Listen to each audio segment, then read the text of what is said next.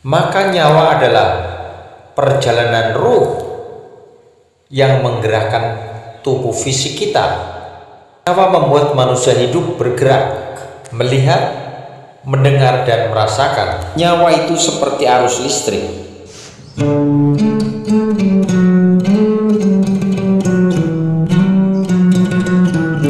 Assalamualaikum warahmatullahi wabarakatuh. Dalam kesempatan ini kita akan memasuki kajian makrifat tentang 4 perkara besar, yaitu ruh, nyawa, napas, dan Nur Muhammad. 4 perkara yang menjadi dasar kehidupan, dasar kesadaran, dan dasar perjalanan spiritual manusia menuju Tuhannya. Yang pertama, ruh. Makna ruh adalah perintah Allah yang maha halus. Ruh bukan benda, bukan materi, bukan cahaya biasa, dan tidak bisa dijelaskan secara sempurna oleh akal pikiran. Di dalam Al-Quran menyebutkan, ruh adalah urusan Tuhanku. Ini menunjukkan bahwa ruh adalah unsur ketuhanan yang Allah tiupkan kepada manusia sebagai sumber kesadaran, kecerdasan, dan daya hidup batin. Jadi pada saat kita di dalam kandungan sekira usia 4 bulan, Allah meniupkan ruhnya ke dalam diri anak Adam. Ruh manusia sudah mengenal Tuhannya sejak di alam azali.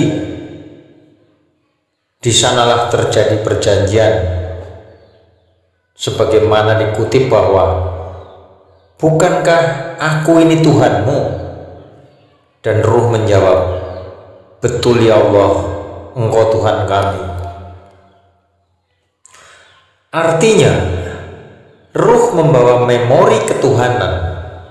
Ruh tahu arah, tahu asal usulnya, dan tahu tujuannya. Sehingga ruh ingin kembali kepada cahaya asalnya, yaitu Allah Subhanahu wa Ta'ala. Kemudian di bagian kedua, yaitu makna nyawa.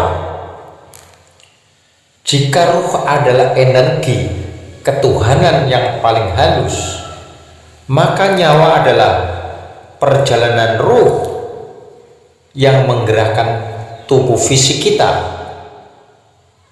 Nyawa membuat manusia hidup bergerak, melihat, mendengar, dan merasakan. Nyawa itu seperti arus listrik, sedangkan tubuh adalah lampunya. Selama arus masih mengalir, maka lampu akan tetap menyala. Dan ketika arus diputus atau dicabut, maka lampu akan padam. Namun ada yang harus dipahami, ruh tidak mati. Nyawalah yang kembali kepada malaikat pencabut nyawa atas perintah Allah.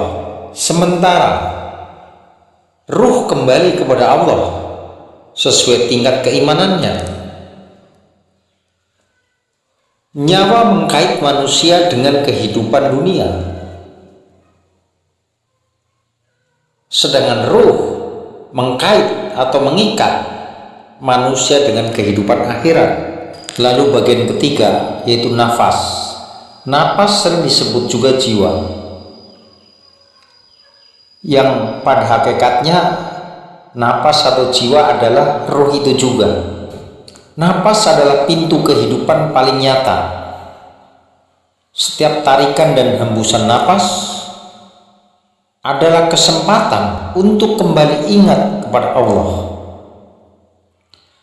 Dalam makrifat, napas tidak hanya sekedar udara, nafasur rahman, napas rahmat Allah yang menghidupkan semesta.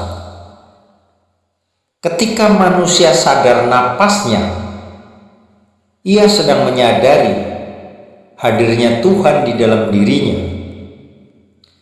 Setiap tarikan napas adalah mengambil hidup, dan setiap hembusan napas adalah menyerahkan diri. Orang-orang makrifat menggunakan napas sebagai media untuk mensucikan hati. Napas yang sadar melahirkan jiwa yang tenang. Jiwa yang tenang melahirkan hati yang tentram dan terang benderang. Lalu bagian keempat, Nur Muhammad.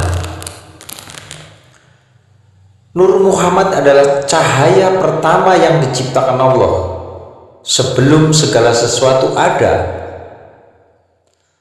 Para ulama menjelaskan, awal mula penciptaan adalah cahaya Nur Muhammad. Cahaya ini bukan manusia, bukan jasad, tetapi cahaya ketuhanan yang menjadi sumber segala makhluk. Dari Nur Muhammad tercipta langit, bumi, para malaikat dan ruh-ruh manusia hingga alam semesta ini. Ketika Allah menciptakan Nabi Adam, ruh yang masuk ke dalam jasad Adam adalah juga berasal dari Nur Muhammad. Oleh sebab itu, manusia memiliki dimensi cahaya, dimensi yang bisa mengenal akan Tuhannya. Inilah sebenarnya perjalanan makrifat, selalu kembali kepada cahaya kesadaran yang berasal dari Nur Muhammad. Nur Muhammad adalah jalan terang, pintu syafaat, dan petunjuk menuju Allah. Barang siapa mengikuti akhlak Nabi dan mengikuti ajarannya, ia sedang mengikuti cahaya Allah. Ia sedang mengikuti cahaya Allah. Barang siapa membersihkan hatinya, ia sedang menampakkan nur itu di dalam dirinya. Ruh adalah urusan Allah, nyawa adalah kehidupan jasad, napas adalah pintu kesadaran jiwa, Nur Muhammad adalah cahaya awal penciptaan sebelum Allah menciptakan yang lainnya. Semua itu mengajak kita untuk kembali mengenal siapa diri kita, dari mana kita datang, dan kemana kita akan kembali. Semoga kajian singkat ini membuka pintu hati kita untuk lebih dekat kepada Allah. Sekian, wassalamualaikum warahmatullahi wabarakatuh.